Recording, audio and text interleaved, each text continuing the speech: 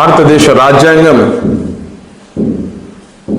Doctor Babasaheb Ambedkar గారు రచించినటువంటి రాజ్యాంగం ఈ దేశ ప్రజలకు వజ్ర ఆయుధం లాంటి ఓటు హక్కుని మనకందరికీ కూడా కల్పించింది. ఈ ఓటు హక్కుని దొంగలించి భారతీయ జనతా పార్టీ 2014లో 2019లో మొన్న 2024లో 3 సార్లు మాటికి అధికారంలోకి వస్తుందంటే ఇది కేవలం ఓట్ చోరీతో వచ్చిందని చెప్పి ఈరోజు భారతదేశ వ్యాప్తంగా ప్రజలందరూ కూడా కన్ఫర్మ్ చేసుకున్నారు. ఓట్లను దొంగలించి అధికారంలోకి వచ్చినటువంటి భారతీయ జనతా పార్టీ, ఆ పార్టీకి చెందినటువంటి నాయకులు సిగ్గుతో తలదించుకోకుండా భారతీయ జనతా పార్టీకి చెందినటువంటి నాయకులతో కాంగ్రెస్ పార్టీ మీద, రాహుల్ గాంధీ మీద అవాకులు చవాకులు పేల్చడం దయ్యాలు వేదాలు వర్ణించినట్టు ఉందని చెప్పి ఈరోజు తెలియజేస్తున్నాం. గతంలో జరిగినటువంటి 3 పార్లమెంట్ ఎన్నికల్లో మీరు దొంగ ఓట్లతో దొంగతనం చేసి గెలిచినారని చెప్పి అనేటువంటి విషయం తెలిసి కూడా ఆధారాలు లేకుండా ఇన్ని సంవత్సరాల నుండి రాహుల్ గాంధీ గారు మౌనంగా ఉండి దాదాపు 6 నెలల పాటు రాహుల్ గాంధీ గారు మీరు ఏ విధంగా దొంగతనం చేశారనే దాని మీద స్ట్రింగ్ ఆపరేషన్ చేసి ఆధారాలు సంపాదించి ఆయన ప్రెజెంటేషన్, పవర్ పాయింట్ ప్రెజెంటేషన్ పెట్టి మీ యొక్క దొంగతనాన్ని బయట పెడితే కర్ణాటకలోని మహదేవపుర కాన్స్టిట్యున్సీలో దాదాపు 1,250,000 ఓట్లు ఏ విధంగా మీరు దొంగలించారు, ఏ విధంగా దొంగ ఓట్లు చేర్చారు, ఏ విధంగా ఒకే ఇంట్లో 80 మందికి పైగా ఓటర్లు చేర్చారో, ఏ విధంగా ఓటర్ లిస్టులో తండ్రి పేరుకు బదులు AZB అని చెప్పి, DX అని చెప్పి, 0 అని చెప్పి, అడ్రస్లు 0 అని చెప్పి ఏ విధంగా చేశారో, అదేవిధంగా ఫామ్ 6ని దుర్వినియోగం చేస్తూ, ఫామ్ 6 అంటే 18 సంవత్సరాలు ఓటు నిండినటువంటి వాళ్లకు కొత్తగా ఓటును చేర్చుకునేటువంటి ఆ యొక్క ఫామ్తో 45 సంవత్సరాల నుండి 85 సంవత్సరాలు వయసు కలిగిన వాళ్ళని కొత్తగా ఓటు ఎంట్రీ చేసి దాదాపు 33,000 మంది ఓటర్లు చేర్చడం చూశాం. ఒక వ్యక్తికి సంబంధించి 4-5 బూతుల్లో ఓట్లు ఉండడం చూశాం. ఇవన్నీ కూడా రాహుల్ గాంధీ గారు ఆధారాలతో సహా ఎలక్షన్ కమిషన్ ఇచ్చినటువంటి యొక్క డేటాతో, మాన్యువల్ డేటాతో, ఓటర్ లిస్టులలో అవన్నీ ఆధారాలు సంపాదించి ప్రజెంటేషన్ ఇస్తే ఎలక్షన్ కమిషన్ రాహుల్ గాంధీ గారికి ఓట్ ఇవ్వాలి, రిటర్న్గా కంప్లైంట్ ఇవ్వాలి అని భారతీయ జనతా పార్టీ వెనకల నుంచి కీచి ఆడిస్తూ ఉంటే ఆడుతుండటం ఇది చాలా దురదృష్టకరం. ఇది చాలా అన్యాయం అని చెప్పి తెలియజేస్తున్నాం. ఈరోజు ఎలక్షన్ కమిషన్ భారతీయ జనతా పార్టీకి తొత్తులాగా, భారతీయ జనతా పార్టీకి కీలుబొమ్మలాగా ప్రవర్తించడం ఇది చాలా దుర్మార్గం. ఈ ఎలక్షన్ కమిషన్ అంటే ఒక స్వతంత్ర ప్రతిపత్తి కలిగినటువంటి ఒక సంస్థ. అది ఎవరే కానీ మ్యానిపులేట్ చేయలేనటువంటి సంస్థ. అది ఎవరిని కేర్ చేయకుండా మీ యొక్క పద్ధతుల్లో నడవాల్సినది పోయి ఈరోజు భారతీయ జనతా పార్టీకి కాస్తున్నారంటే ఇది చాలా అన్యాయం అని తెలియజేస్తున్నాం. ఈరోజు భారతీయ జనతా పార్టీ ఏ విధంగా ప్రవర్తిస్తుందంటే, ఒక ఎలక్షన్ కమిషన్ ఆఫీసర్ని ఎన్నుకోవాలంటే సుప్రీంకోర్టు జడ్జి యొక్క ఇన్వాల్వ్మెంట్ ఉండేది. అదేవిధంగా లోక్సభలో ప్రతిపక్ష నాయకుడి యొక్క ఇన్వాల్వ్మెంట్ ఉండేది. ఇవన్నీ లేకుండా, సుప్రీంకోర్టు జడ్జి యొక్క ప్రమేయం లేకుండా, లోక్సభలో ఉండేటువంటి ప్రతిపక్ష నేత యొక్క ప్రమేయం లేకుండా కొత్త జీవోని తీసుకొచ్చి ఎలక్షన్ కమిషనర్ని పెట్టేటువంటి అధికారాన్ని ఈ ప్రభుత్వం తీసుకుందని చెప్పి తెలియజేస్తున్నాం. భారతీయ జనతా పార్టీ ప్రభుత్వం చేస్తున్నటువంటి యొక్క దొంగతనాన్ని దేశ ప్రజలందరూ కూడా గ్రహించాలని చెప్పి తెలియజేస్తున్నాం. ఎలక్షన్ కమిషన్ కూడా అన్యాయం చేస్తూ ఉంది, భారతీయ జనతా పార్టీకి కొమ్ము కాస్తానని చెప్పి దేశ ప్రజలందరూ కూడా గమనించాలని చెప్పి తెలియజేస్తున్నాం. రాహుల్ గాంధీ గారు ఏమడుగుతున్నారు? మీరు ఎలక్షన్ కమిషన్కు 5 ప్రశ్నలు అడుగుతున్నారు రాహుల్ గాంధీ గారు. భారతదేశ ప్రజల కోసం, భారతదేశ ప్రజలకు అందుబాటులో ఉండడం కోసం రాహుల్ గాంధీ గారు ఏమడిగారు? డిజిటల్ సంబంధించినటువంటి ఎలక్ట్రానిక్ ఓటర్ లిస్ట్ ఇవ్వండి అని అడుగుతున్నారు. నెంబర్ 2, CCTV ఫుటేజ్ ఇమ్మని చెప్పి అడుగుతున్నారు. నెంబర్ 3, ఓటర్ లిస్టులో దొంగ ఓట్లు ఇవన్నీ తారుమారు ఎందుకు చేశారని చెప్పి అడుగుతున్నారు. నెంబర్ 4, లోక్సభ బయట కాంగ్రెస్ పార్టీ ప్రశ్నిస్తూ ఉంటే ప్రతిపక్ష వాళ్ళందరూ కూడా ప్రశ్నిస్తూ ఉంటే ప్రతిపక్షాల మీద దాడి ఎందుకు చేస్తున్నారు మీరని చెప్పి ప్రశ్నిస్తూ ఉన్నారు. భారతీయ జనతా పార్టీకి మీరెందుకు కీలుబొమ్మలాగా మారాలని చెప్పి ప్రశ్నిస్తూ ఉన్నారు.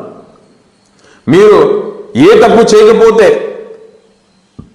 మీరు న్యాయబద్ధంగా ప్రజాస్వామ్యబద్ధంగా మీరు ఎన్నికలు జరిపి ఉంటే రాహుల్ గాంధీ గారు అడుగుతున్నటువంటి ఈ యొక్క 5 ప్రశ్నలకు జవాబు ఎందుకు ఇవ్వడం లేదు? ఎందుకు భయపడుతున్నారు మీరు?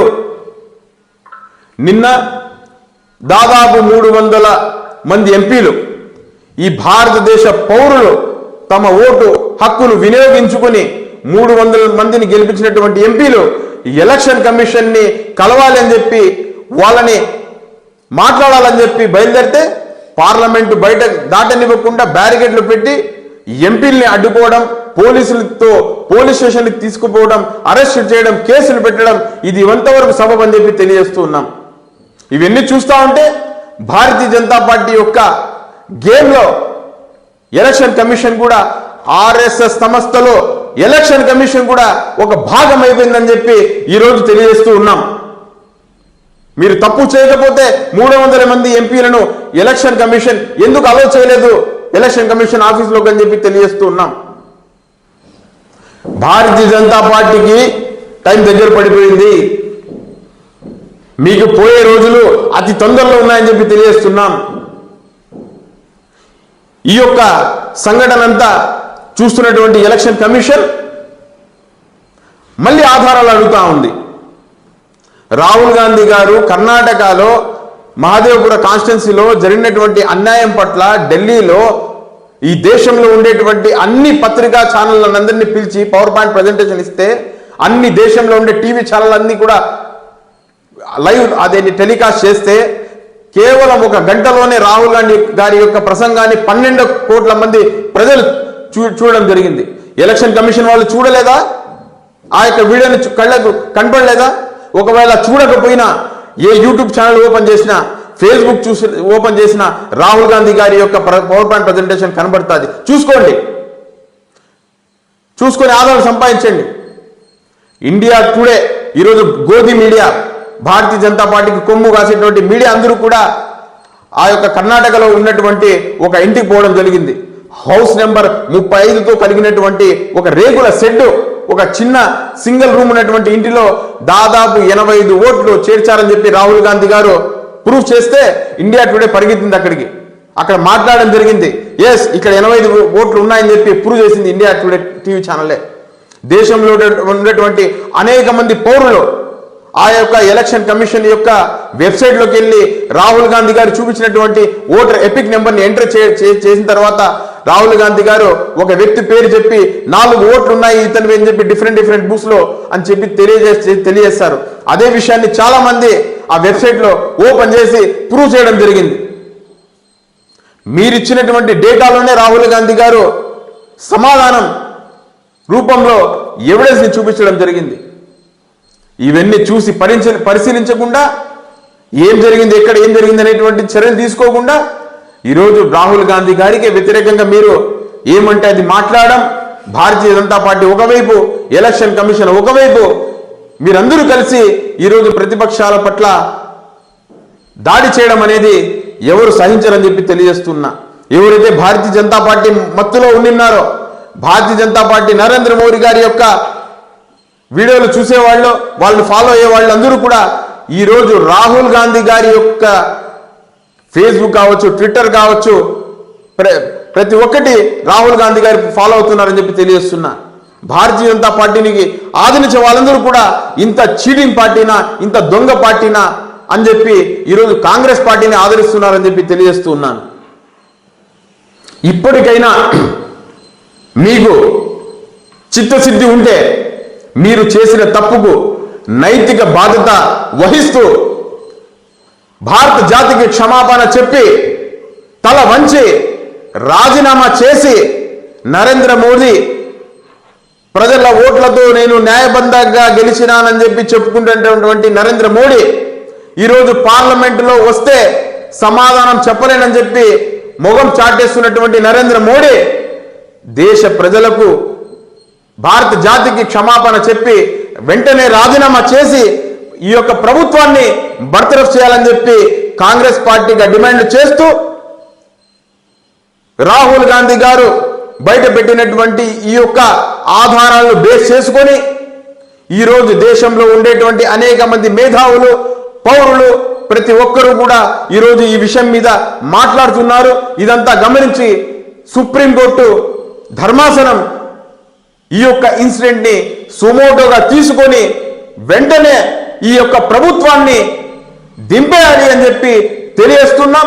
తిరిగి దేశంలో ఎన్నికలు తీసుకొచ్చి ఎలక్షన్ కమిషన్లో ఎవరైతే ఈ యొక్క అక్రమాలకు ఈ దొంగతనానికి పాల్పడ్డారో వాళ్ళ మీద కఠిన చర్యలు తీసుకొని ఎలక్షన్ వ్యవస్థను కూడా ప్రక్షాళన చేసి న్యాయబద్ధంగా ఈ యొక్క భారతదేశంలో నివసిస్తున్నటువంటి జీవిస్తున్నటువంటి పేదవాడికైనా కోటీశ్వరుడికైనా సమాన హక్కు కలిగినటువంటి ఓటు హక్కుని కరెక్ట్ వేలో సద్వినియోగం చేసుకుని మళ్ళీ మంచి ప్రభుత్వాన్ని ఎన్నుకునే విధంగా ఈరోజు సుప్రీంకోర్టు ధర్మాసనం చేయాలని చెప్పి తెలియజేసుకుంటూ ఇప్పటికైనా భారతదేశంలో కావచ్చు ఆంధ్ర రాష్ట్రంలో కావచ్చు ఉండేటువంటి ప్రజలందరూ కూడా కాంగ్రెస్ పార్టీ రాహుల్ గాంధీ గారు ప్రతిపక్ష పార్టీలు చేస్తున్నటువంటి యొక్క పోరాటాన్ని ప్రాణాలకు సహితం లెక్క చేయకుండా ఈరోజు భారతీయ జనతా పార్టీ లాంటి ఒక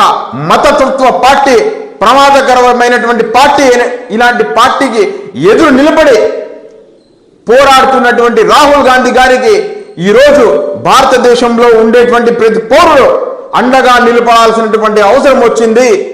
ఈ రోజు మన భారతీయ జనతా పార్టీ చేస్తున్నటువంటి ఈ ఓట్ చోరీని ప్రశ్నించకపోతే జీవితంలో ఎప్పుడు ప్రశ్నించలేము అని చెప్పి తెలియజేస్తూ భారతీయ జనతా పార్టీని ఈ దేశం నుంచి బ్రిటిష్ వాళ్ళని ఏ విధంగా అయితే తరిమి కొట్టామో అదే విధంగా భారతీయ జనతా పార్టీని కూడా ఈరోజు కొట్టాల్సినటువంటి సమయం ఆసనమైందని చెప్పి ప్రజలందరికీ విజ్ఞప్తి చేస్తూ నమస్తే తెలియజేస్తున్నా.